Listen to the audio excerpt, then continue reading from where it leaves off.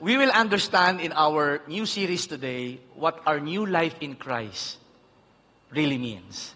Probably you're asking yourself, Pastor Boots, why do we study this? Why the book of Ephesians? Why are we studying the letter of Apostle Paul to Ephesus? It's because we need to understand. Because I'm afraid that we may not be understanding the full extent of what Paul was trying to say. Repeatedly, he would say this phrase, in Christ, that every time he would mention in Christ, in Him, in the one He loves, through Christ, it is a very loaded statement that Apostle Paul laid before us. These 6 chapters, very short book of Apostle Paul to a church that is so peculiar and so strategic. And after we have understand the entire series, is that we may be able to live up, fulfill the expectation, maximize and leverage on what the new life in Christ is really about. Okay? So, it started when Paul was in prison. He wrote this letter when he was in prison. Chapter 4 of the letter in Ephesians, he said, as a prisoner of Christ. So he gave us a glimpse that he was writing it in prison. This is what we call the prison epistles, including Philippians, Colossians. So he wrote letters when he was in jail. And I want you to pay attention also on the dates. Between AD 60 to 63, this is just 30 years after Jesus ascended or rose from the grave. 30 years after, here comes Paul writing to a church in Ephesus. And I don't know if you're keen in observing, comparing the other letters of Paul, there's something different in the letter of Ephesians. All the letters of Paul are beautiful.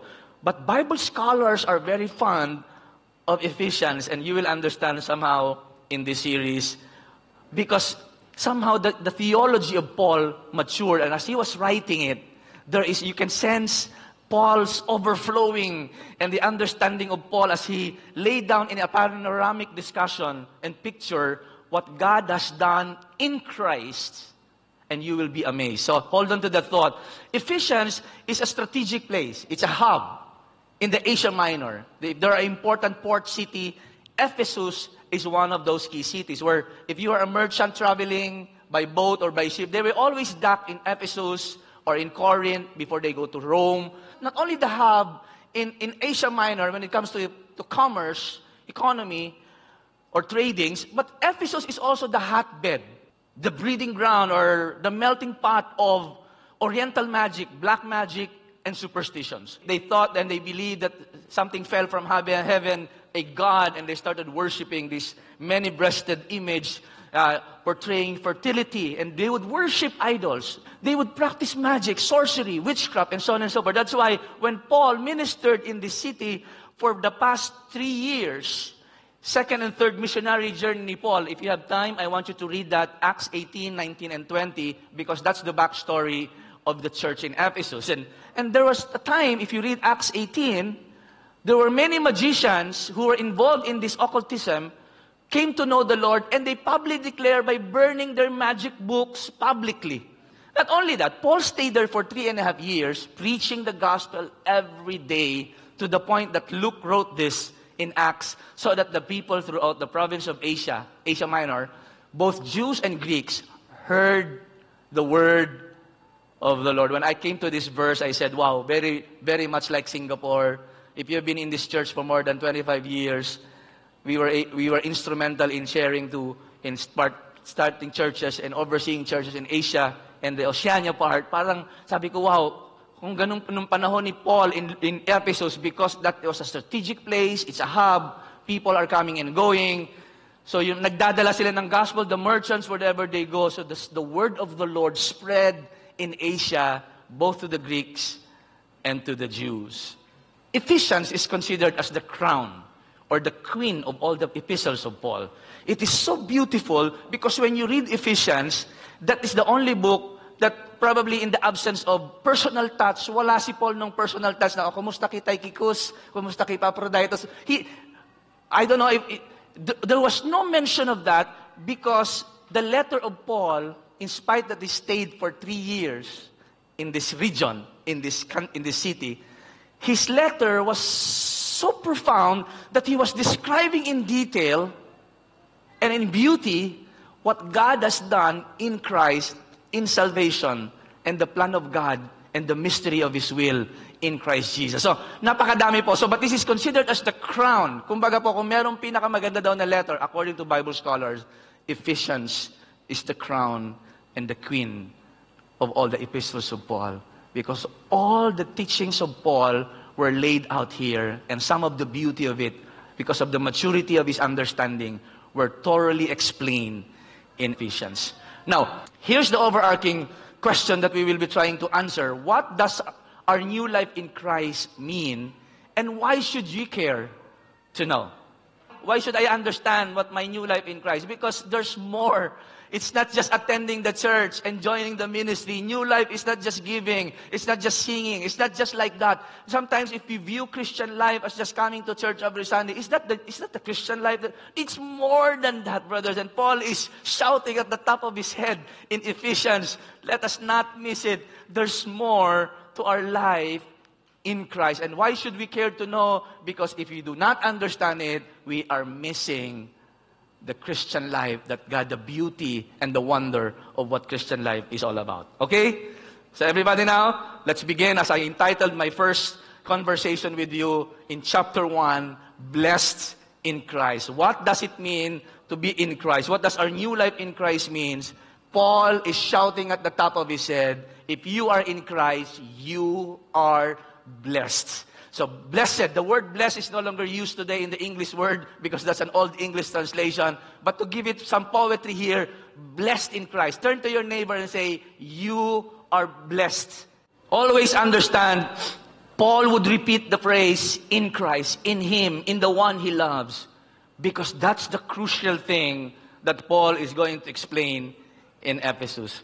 Okay, here's the focus passage. We will concentrate in verses 3 to 14. Now, before we dive into this beautiful passage, loaded, profound passage, let me say a few things. Ephesians 3, 1 to 14, in the Greek original translation of the New Testament, is a one long, complicated, complex sentence. That only tells us how overwhelming Paul, when he was explaining what God has done in Christ, the salvation, he laid it in a panoramic view that he forgot to pause, that he was writing so long, a very, very long sentence, until verse 14. It's only in our new English translation that the English version of the Bible was broken into different sentences. But the original, Paul was not breathing when he was writing it until he reached verse 14, full stop. That is a long sentence. And 3 to 14, as the Jewish minds would call it, beraka. And the word beraka means it's a worship and a declaration of praise and adoration to God. 3 to 14, Paul is saying, join me as we bless the Lord, and then he would give us the reason why do we need to bless God. Why do we need to worship God? And Paul started this letter by saying, beraka, why do we need to be in gratitude with God? Why do we need to praise God? Why do we need to adore and declare and bless God for who He is? He explained it in 3 to 14. Now, the overarching principle that I want you to catch, that in Christ, our lives, we have been blessed beyond measure. The reason why I said that this will be the truth that you can capture in this conversation is because Paul, in verses 3 to 14, enumerated the blessing that we have in Christ is beyond measure. When you say beyond measure, kulang ang tape measure mo para sukatin ang pagpapala ng Diyos. In the other translation, in Christ, we have been blessed in excess. And here comes Paul saying, at the outset of his letter, using the traditional way of writing in the first century, where the writer would name himself and the addressee, where the letter is being sent. Paul, unlike today, when we write our letter, you write your name at the end of the letter, di ba? Ang nagmamahal mong anak. And then you write your name. But in those days, nauuna lagi yung sino nagsulat. Paul, an apostle of Jesus Christ. Apostle means I am appointed and sent by God. And look at the words that Paul used. By the will of God. What is he saying? This is not my own doing. Being an apostle, this is not my choice. I am called. I was appointed to be an apostle by the will of God. This is not my own doing. This is not because only I wanted to become an apostle. So when I was reading this, nagpa-flashback sa mind ko yung Paul was riding his way to Damascus and then he encountered Jesus with a bright light, and then the Lord, and he was converted on that time, and the Lord commissioned Paul to be his apostle, messenger of the gospel to the Gentile world. So Paul, when he was writing this, he was assuring the people that he was writing, I am an apostle by the will of God. And then he continues saying, to the saints in Ephesus, the faithful in Christ Jesus, grace and peace to you from our Father and the Lord Jesus Christ. And then he said this in verse 3, praise be to the God and Father of our Lord Jesus Christ. The word praise can be translated as beraka, or blessed is the God and Father of our Lord Jesus Christ. So, there was actually a play of words. You see how many times the word bless is repeated? If you will translate the word praise as blessed, blessed is the God and Father of our Lord Jesus Christ, who has blessed us in the heavenly realms with every spiritual blessings in Christ. No wonder you cannot give any title to this passage not unless it's really about the blessing of God in Christ. Now, Paul, I want you to pay attention carefully here. He was writing this, and Paul was very particular. Blessed be the God, pagpalain ang Diyos at Ama ng Panginoong Jesucristo. Now, I want you to catch this very carefully. When we talk about God, that is very generic. But Paul is qualifying this, that the God I am talking here, that the God that I want to bless, is not just an ordinary God. It's not just because of generic God. This is the God that showed Himself through Jesus Christ. So that's important, mga kapatid. You may be talking about God, just like today in Hollywood. Oh, I thank God. Oh, I honor the man upstairs. You may speak of God, but until the God that you are talking about is connected and express Himself in Christ, we are not talking the same God. Sometimes we hear other people, praise God. Until Jesus Christ is connected to that God, that God did something in Christ, that's the same God we're talking about, and that's the same God that Paul is trying to praise. Because the word God is generic. Whose God are you talking about? So it is not enough to praise God and omit Christ in the declaration of worship. Ingat po tayo sa ganon. Hindi lahat na nagsasabing purihin ng Diyos, praise God, that we are on the same page. That we are only on the same page if the God that you're talking about has expressed Himself in Christ. You see the balance of Paul? Paul is, because in Ephesus, ang daming Diyos eh. If Paul, you're talking about this God, yeah, maybe that's the same God. No. We're not the same. Paul is saying, I am praising the God and Father of the Lord Jesus Christ, who has blessed us in the heavenly realms with every spiritual blessings. And these blessings, Paul is qualifying, you cannot find this blessing in any other place. It can only be found in Christ.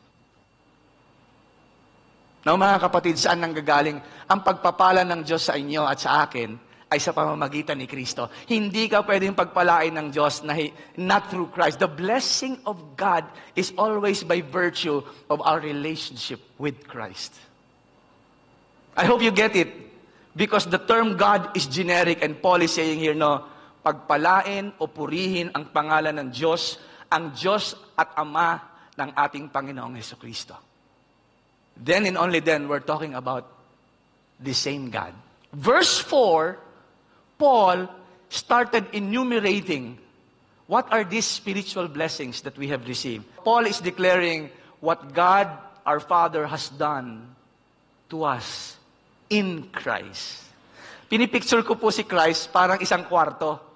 That like Christ is a room, that if I am in Christ, the blessing of God is there. But if I am not in Christ, there is no blessing if you're outside of Him. No wonder, see, John the Apostle, when he was writing to his parishioners, he mentioned that anyone who has Christ has life. And he who does not have the Son does not have life.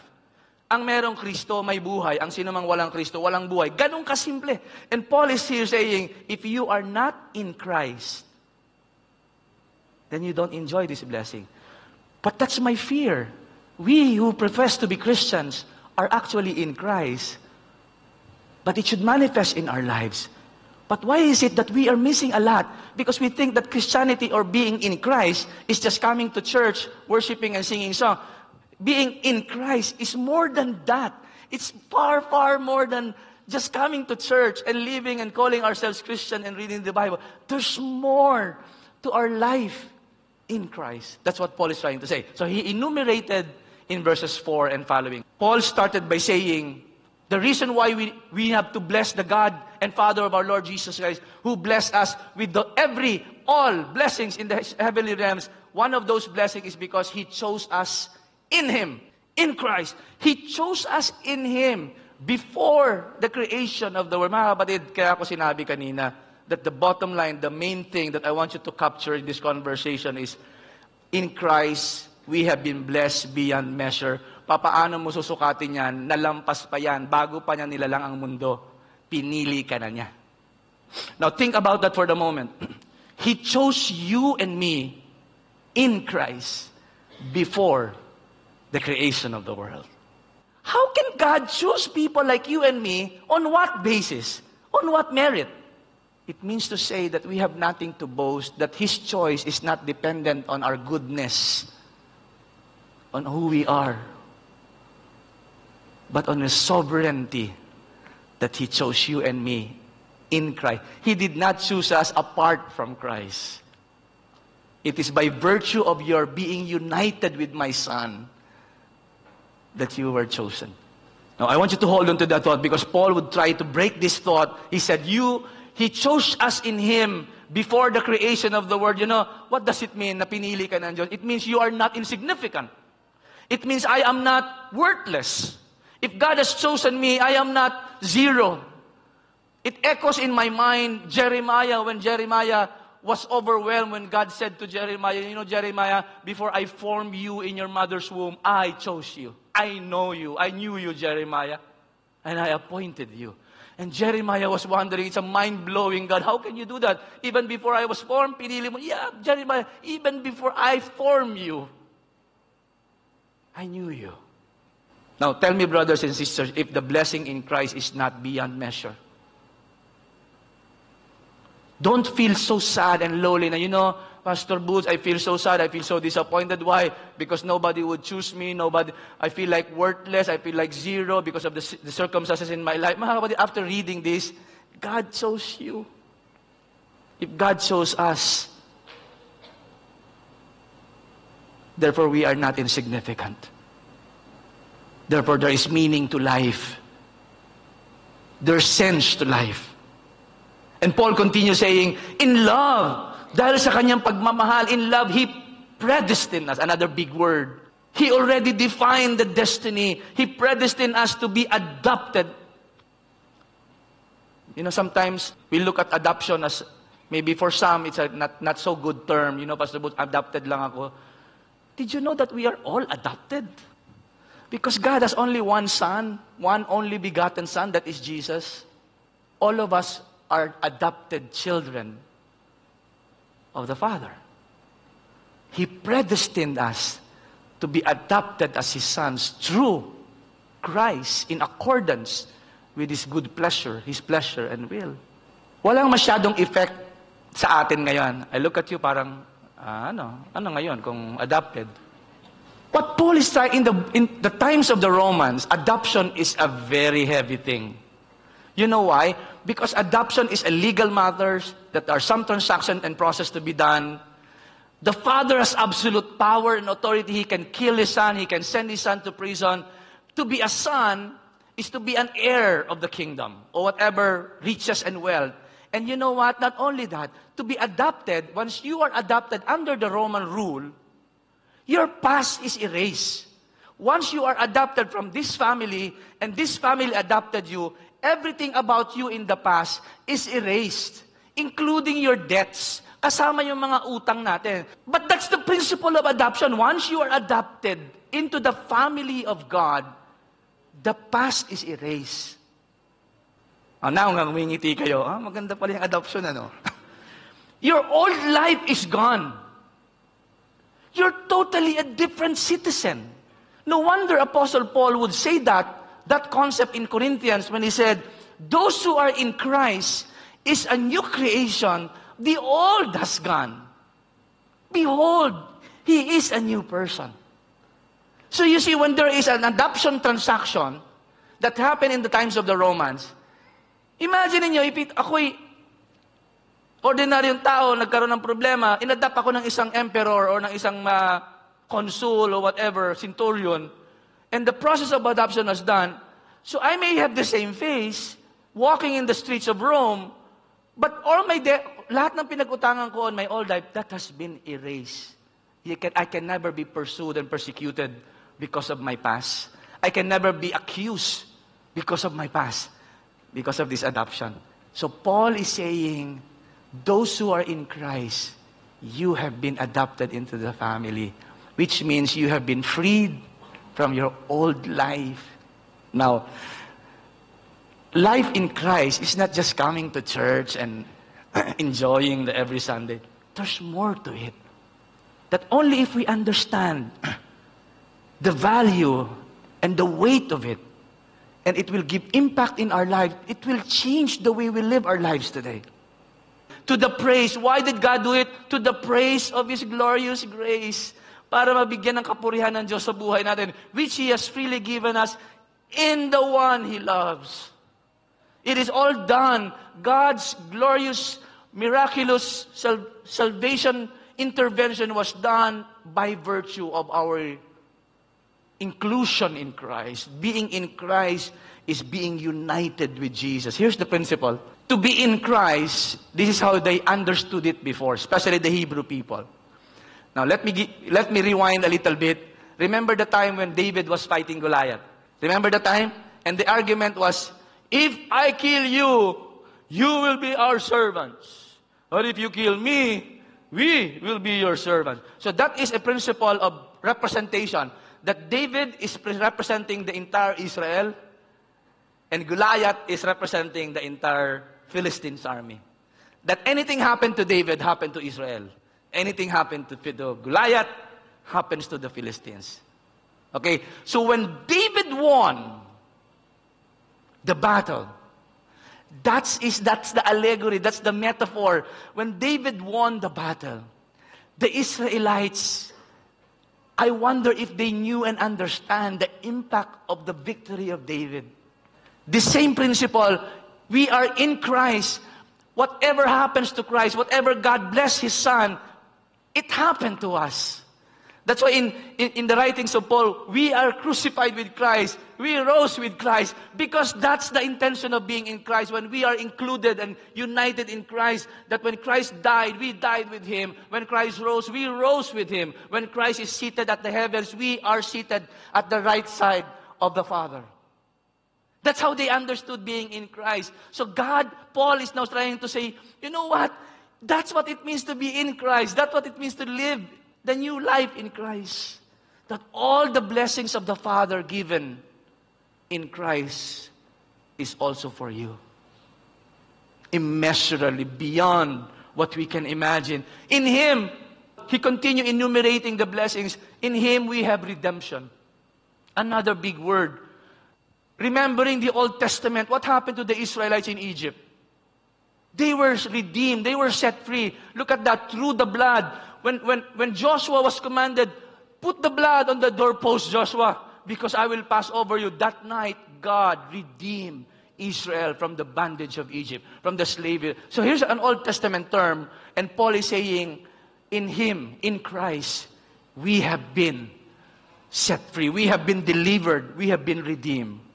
Nakakayang banggitin, but when I was growing up in Bicol, I was so familiar with pawn shops. Sa sobrang kahirapan ng buhay in the province, di ba?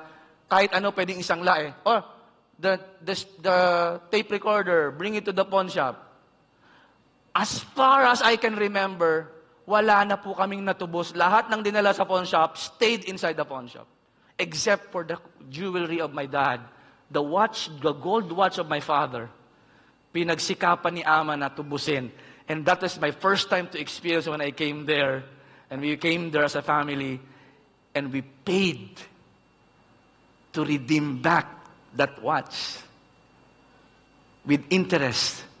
And the watch became ours again. That's what Paul is saying. You have been in bondage of sin.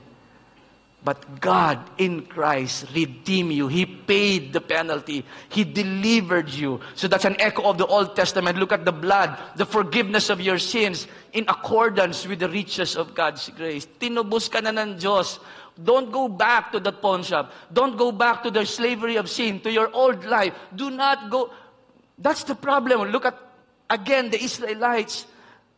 For thousands, for hundreds of years, they were crying to God, to Yahweh, deliver us from the Egyptians, deliver us from the Egyptians. And God sent a deliverer. When they were marching in the wilderness, going to the promised land, what were their complaints? Bring us back to Egypt. We miss the onions. We miss the garlic. We miss the roti prata. Bring us back to Egypt. Did you read that? And Moses was saying, what's going on with you guys? Don't you not understand? You have been set free. You have been delivered from the bondage. Do you want to return back to making the bricks in Egypt? Have you forgotten that you were asking my God the Father set us free? And now God has set you free. And because of the hardship you complain, bring us back to Egypt. Where is it? Is it because there were no graves in Egypt that you bring us out of Egypt to die in the wilderness? They complained to Moses. And Moses was so patient as a person.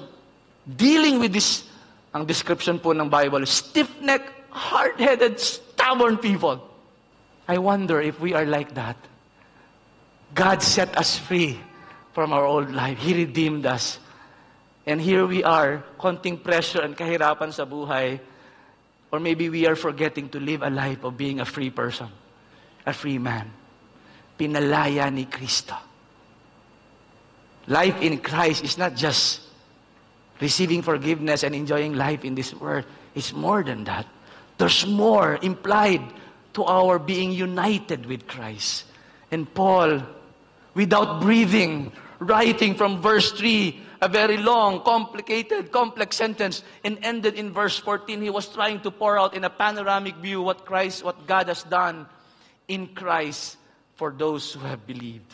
Truly in Christ we have been blessed beyond measure. You cannot measure. Mga kapatid, kulang ang tape measure mo para sukatin, because the blessings in Christ is beyond this world.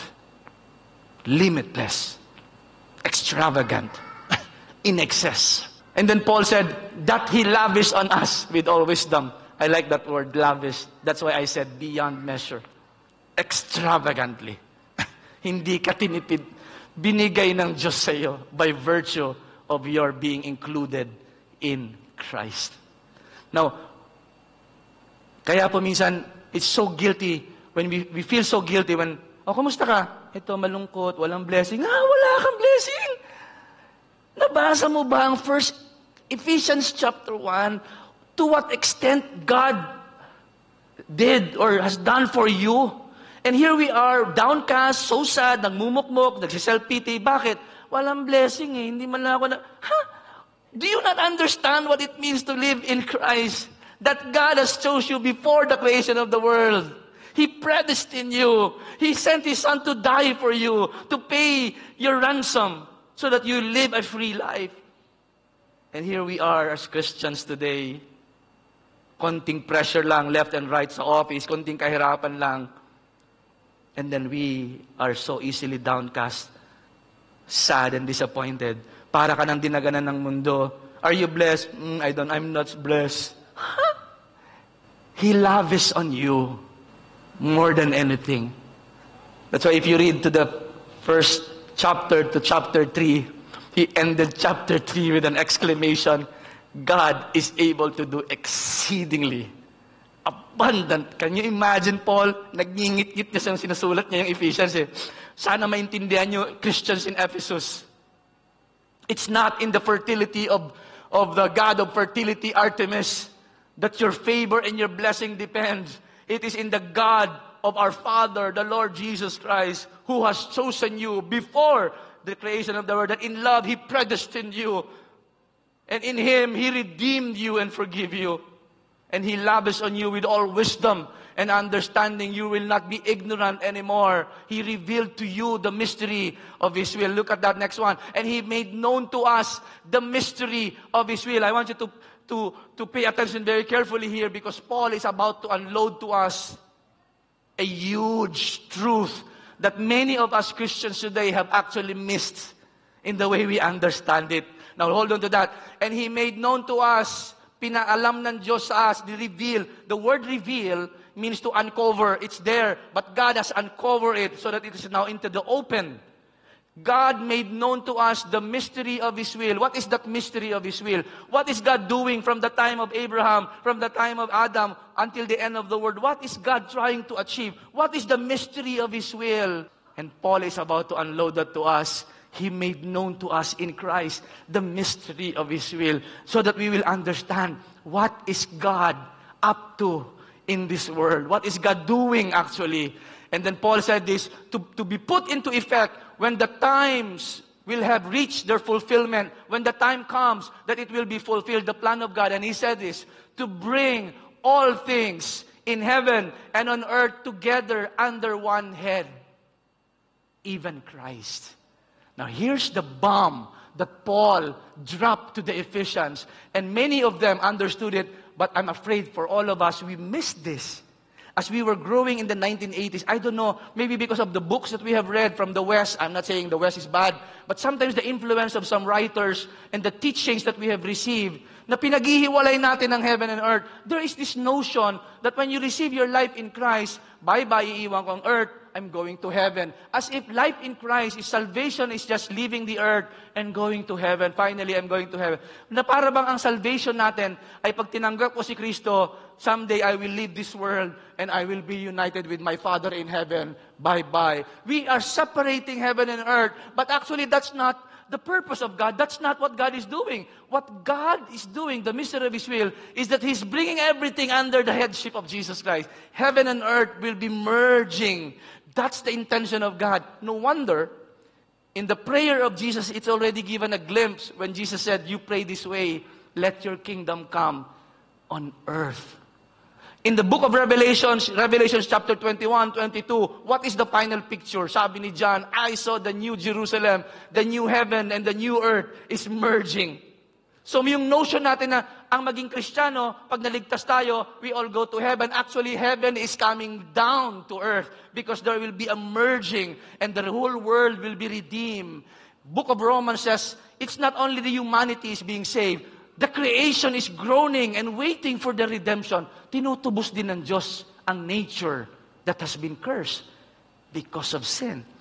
But the overall picture here is God is bringing all things. Pay attention to that. God is bring all things in heaven and on earth under one headship.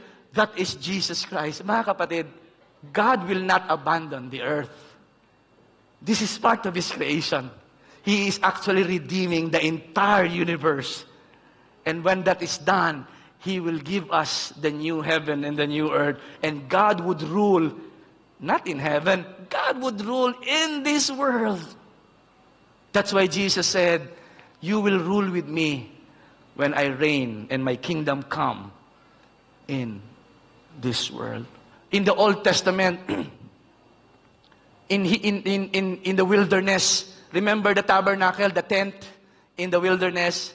That is the meeting point. The divine is meeting with the humanity. And that tabernacle is actually the heaven and earth merging. It is already being pictured by God in the Old Testament. Look what is going to happen. There will be a meeting of the heaven and earth. And that is the tabernacle. And you know, in the book of Ephesians, he said that already, chapter 1. That is God's mystery of His will. He is bringing everything together. Not only the heaven and earth, Greeks and Israel, Jews and Greeks are no longer two. God is bringing them together. Husband and wife are no longer two. They are becoming one. That's the imagery of Paul. Paul laid down the truth before them. In Him, sabi ni Paul, we were also chosen, having been predestined. Again, he repeated the word, according to the plan. What's the plan? That's the plan. That's what God is working in this world. And you and I are part of that plan, who works out everything in conformity with the purpose of His will. And in verse 12, in order that we who are first, the word we or the pronoun we is referring to the Jewish people in behalf, Paul is saying, kami mga Hudyo, in order that we who were first to hope in Christ, because the Jewish people were the first generation chosen by God, and God revealed Himself to the Jewish people, so that we who hope in Christ might be for the praise of His glory. You know why God chose Israel? Not because they're good. God chose them for a purpose. Pinili ng Diyos ang bansang Israel. The ancient Israel was chosen because God would reveal Himself to this nation para sila ay maging ilaw so that the other nation would see, oh, may Diyos pala ang Israel. And these people will start to worship the God that the Israelites is worshiping. But the Israelites, the ancient Israel, failed to do that. They became inward-looking. They became arrogant. We're the chosen people. And they started dividing the temple. The Jews, the Greeks, dyan lang kayo. You cannot come in. Paul said in Ephesians, no, God will destroy. Jesus destroyed the wall. And now He's bringing the Jews and the Greeks into one body. Ang intention ng Diyos, bakit niya tayo pinagpala? Para makita ng mga tao sa buhay natin na meron ka palang Diyos na nagpapala sa iyo. Ang kakaiba, ang pagkakaiba po, ay yung Diyos natin sa buhay natin. And because of that, our lives becomes a blessing to the God who has blessed us beyond measure. In order that we who are to hope in Christ might be for the praise of His glory. That's the intention of God. And you, and then He focused to the readers, and you Gentiles in Ephesus, and you also were included. Not only us, you also were included in Christ. You see, Paul is no longer dividing na kami mga Jews are chosen, that we are elite than you now. Paul is taking out the dividing line. You also were part. Samantalang in the temple, if you're not a Jew, you cannot enter. There's a Gentile court.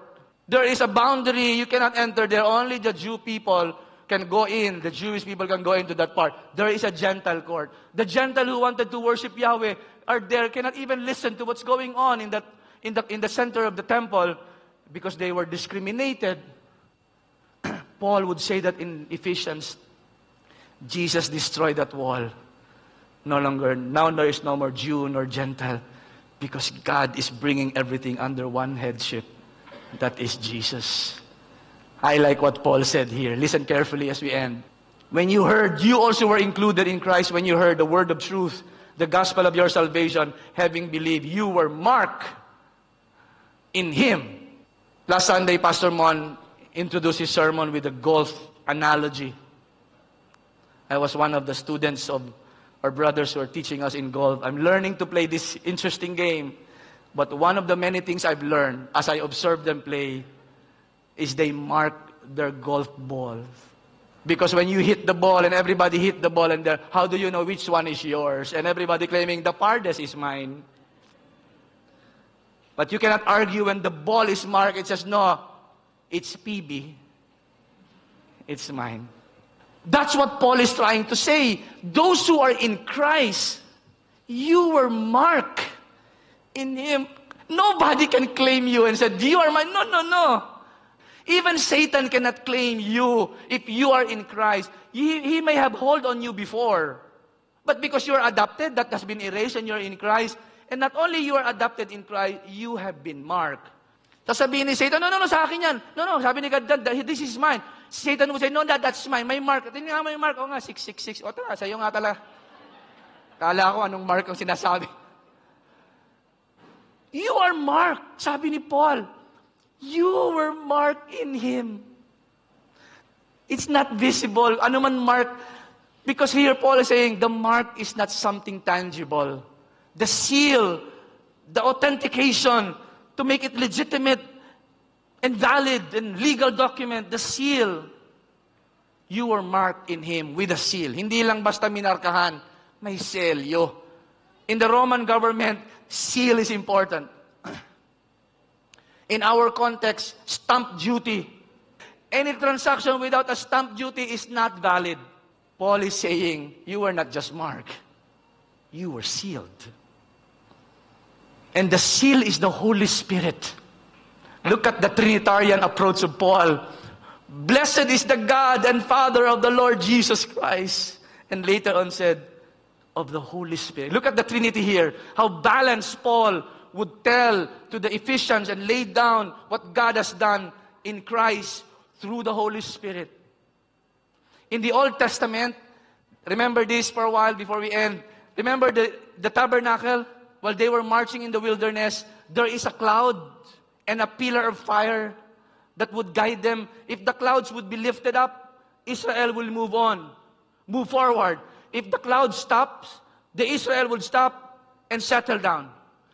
At night, they have the fire to light their way. If the clouds and the fire for Israel represents the powerful presence of Yahweh, mga kapatid, the Holy Spirit is the same cloud and fire for us Christians today. The Holy Spirit is given to guide us towards the promised land, towards the inheritance. The Holy Spirit is supposed to guide us and lead us. No wonder Jesus said, I will pray that the Father will send the Spirit, and when He comes, He will guide you into all the truth. Now, life in Christ, you and I have the Holy Spirit. Paul said, your body is the temple of the Holy Spirit. He lives within you.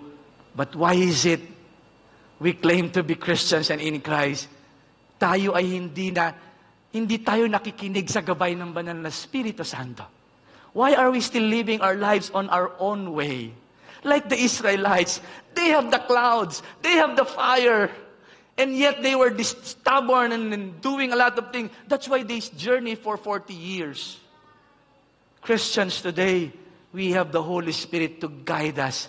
But are we letting Him guide our lives? That's what it means to be in Christ.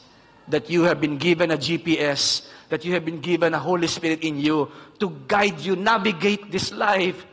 Because without a navigator, we tend to get lost in this life. Ang taong merong nakikristo lagi nagtatanong, Lord, is this the right thing to do? Is this the right job, Lord? Is this the right relationship? You always ask, you leverage on the Holy Spirit given to you because He was given to guide us, to see to it that we will reach the promised land. And the last verse, Paul said, who is, referring to the Spirit given to you, is a deposit. If you're buying a car, and the car is worth $10,000, some company would ask 10%, and you have to give a down payment of $1,000. That is a down payment. That is a deposit. And it means it's a guarantee na I am pledging, committed to pay whatever every month until I fully paid everything in this commitment. So that's the same thing. The presence of the Holy Spirit in us is God's guarantee saying, garantisado yan, committed ako that I will finish what I have started in you. He who began a good work in you will be faithful to complete it because He already gave a down payment, mga kapatid. Hindi ka bibitinin ng Diyos sa kalagitnaan. So the presence of the Holy Spirit in us is actually a guarantee and assurance that He will bring us to the finish line. That's what it means to live in Christ. You're not alone. Our inheritance until the redemption of Christ Jesus, of all those to the praise of His glory. Now, going back to my question a while ago, what does our new life in Christ mean? And why should you care? Because there's more to our Christian life than just coming to church and reading our Bible. There's so much more at stake. And if we do not understand it, we're missing a lot because of what God has done through Christ. Just to enumerate what God has done in Christ for you and me. Look at that. He chose you. He adopted you.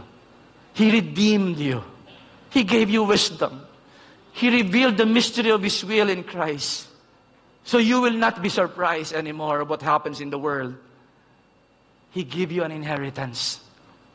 May mamanahin ka. Maaring sa mundong ito, wala kang mamanahin sa mga magulang mo, it's okay. Pero may mamanahin ka, heredero ka. Ang tawag dyan, you are an heir by virtue of your being in Christ. And the last is He sealed you. Mga kapatid, no turning back. Walang bawian yan. Hindi ka na pwedeng mawala sa Kanya because you have been marked and sealed. Now, are you blessed? I think when you are asked again, are you blessed? I don't think saying yes is enough. May I suggest with you, when somebody asks you, are you blessed? The rightful response is beyond measure. If somebody asks you, are you blessed? Oh, mga kapatid, do you have 2 minutes? It's not enough. You cannot measure how blessed I am because God has poured everything in Christ for you and me. So the bottom line, if you miss everything, is in Christ Jesus, you have been blessed beyond measure. Hindi mo kayang sukatin. Therefore, wag tayong malugmok, wag kayong malungkot. Wala lang pera para ka na nadaganan ng mundo. Ang pagpapala ng Diyos ay hindi nasusukat sa material na bagay. Your self-worth is not dependent on what's in your pocket. Your self-worth, your value is not dependent on your grades, on your work. Those things are good. But God has chosen you in Christ. And in Him, your blessing is beyond measure. So as I call our brothers and sisters who will sing, as we leave this sanctuary, this is my challenge for each and every one of us. Let us live up to bless God. Lalabas po tayo sa gusaling ito. Babalik tayo sa kanya-kanya ating trabaho, office, school, community, those who are working at home. Let us work and let us live this life that we may bless God, na mabigyan natin ng kapurihan at karangalan ng Diyos. Paul said that in a different way in Corinthians, whatsoever you do, do it all for the glory of whether you eat or drink or play or cook or whatever you do. You bless God. Beraka. Blessed be the God and Father of our Lord Jesus Christ.